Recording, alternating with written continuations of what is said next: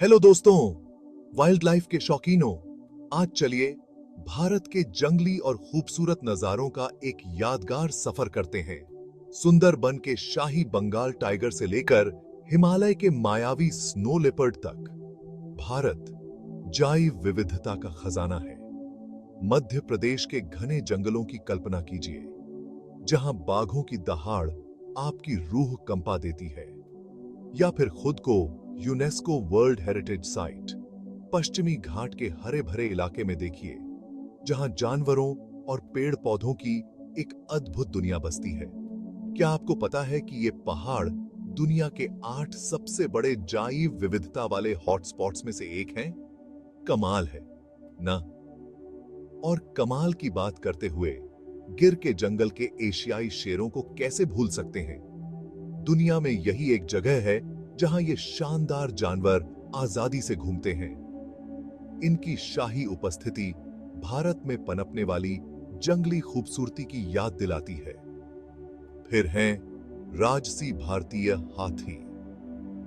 केरल के जंगलों में इन्हें इठलाते हुए देखना एक अद्भुत नजारा है। ये विशाल जानवर अपने रहने की जगह के पारिस्थितिक संतुलन को बनाए रखने में अहम भूमिका निभाते हैं। यह देखना वाकई दिलचस्प है कि कैसे हर प्रजाति जीवन के जटिल ताने बाने में अपना योगदान देती है। और ऊपर आसमान में आपको मिलेगा ग्रेट इंडियन बस्टर्ड, जो सबसे भारी उड़ने वाले पक्षियों में से एक है। दुख की बात है कि ये पक्षी गंभीर रूप से लुप्तप्राय हैं, जो हमें उस नाजुक संतुलन की याद दिलाते हैं जिसे हमें बनाए रखने की जरूरत है।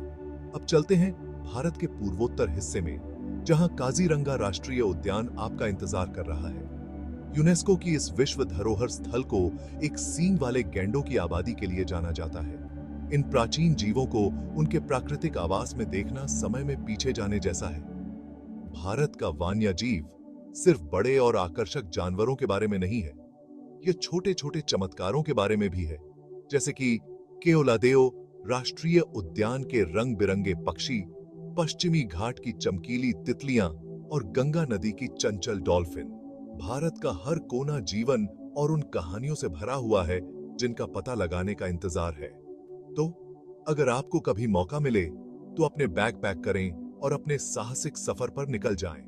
यकीन मानिए, भारत की जंगली खूबसूरती एक ऐसी चीज है जिसे आपको अपने जीवन में कम से कम एक बार जरूर अनुभव करना चाहिए। अगली बार तक जिज्ञासु बने रहें और खोजते रहें।